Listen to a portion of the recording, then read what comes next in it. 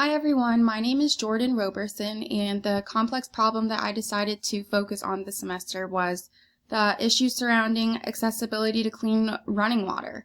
I specifically focused within the United States, but it is a global issue.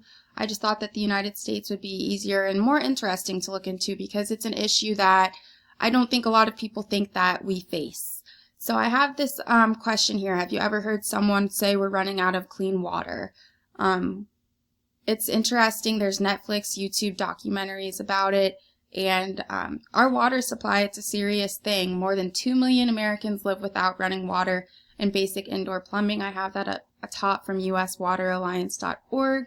That was a very good resource for me throughout my resource. But it shows that a lot more people are facing these issues than you think. And it's basic things that they need, like running water. So who is affected? You see this diagram here on the side. Heavily Latino counties, counties that aren't as well off financially or economically, rural counties. So you're seeing a lot of minority populations, people of color, tribal communities, immigrant communities, lower class communities. And it's not only because people can't afford it. Factories and plants, those tend to take up those areas because of the work that they can give and that they can get. And then slumlords, landlords who just aren't exactly doing their job, keeping up to code or getting things fixed. Again, with the rural communities, I have the Texas freeze listed. The temperature dropped below what it should be in Texas. The pipes froze and burst. People had to boil water in order for it to be clean and ready for them to use, whether it would be to drink or bathe in. Polluted streams in West Virginia, that's not a clean drinking or water supply, and then sewage flooding yards in Alabama. Both of those last two options bring possibility for airborne or waterborne illness and diseases. And so it's not safe or ideal living conditions. And so what is causing the problem? People, corporations, compounding disasters, legislation. We contribute to climate change. We pollute, we litter, and that has an effect on our world.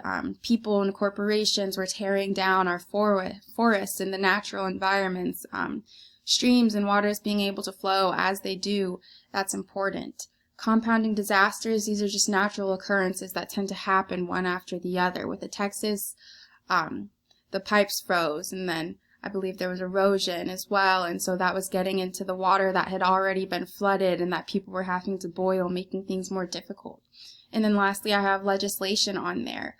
It's hard to pass legislation, first of all, because so many people are tied in politics, big business. You never know who or what is working together.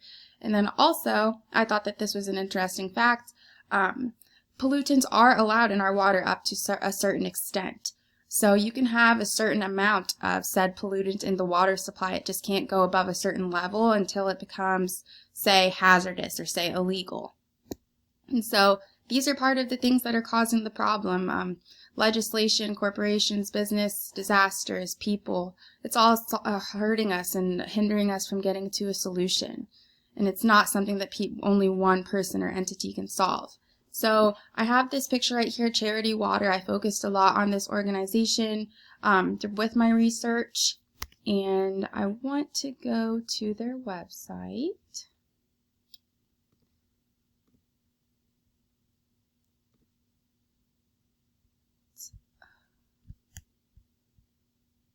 And so I just think that their website, it's pretty cool. So you see the numbers are improving for people on the planet, what Helen taught us. It's a very inclusive website. They talk about the projects they funded, the people that they serve. They partner with local organizations in order to get water systems going for the people in that area. And I think it's just a really neat thing. It was a really useful organization. The founder, the issue became relevant to him once he was on a ship and on the sea for about 2 or so years, and he didn't have access to clean water. He saw people that were facing these issues, and so he got that first-hand touch. He was affected firsthand, and so that's what he did. He started Charity Water, and it's a very successful organization the United States can definitely replicate. So next I have this video. It's a trailer on Netflix, featured on YouTube. It's called This Is a True Story, and it features a young woman You see her in her village and just how she gets clean water. I don't believe there's any sound that's able to play, but you kind of just see her on her embarkment, and I'll let that play for a second. You see her traveling for water. People have to do that, and there's drought. That's a real thing as well. That's an obstacle. And then later you'll see them picking up water at the stream. So I just wanted to go over that a little bit. For my people, there is hope. Saying for my people, there is hope for clean water. And so I thought that was a nice video.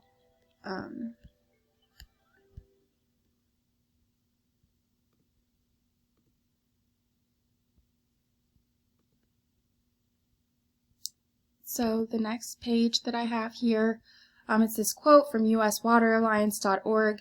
No one entity, whether a federal agency or research institution, collects comprehensive data on the scope of the problem. The problem is so big, and there's multiple people collecting lots of different information, lots of conflicting information. And there's things that are missed and things that are just let slide by. And so that's one of the things, we the people, we need to be a part of it. We need to voice these problems, that people in the communities that are being affected, while it's unfortunate they are being loud about these issues already, they may have to be louder in order to gain the attention of people who are not affected. And that's my audience. It's hopefully people that are able to donate and who are able to influence some legislation, business, and influence their communities and the people around them as well. So possible solutions: protected water intakes, chemical treatment, rebuilding and taking care of our forests and our natural land. Filtration, controlling land use, more regulation. I mentioned earlier that they're regulated to a certain extent, these pollutants. Controlling land use. If we're changing the ways that we're farming and irrigating land, that can do a lot.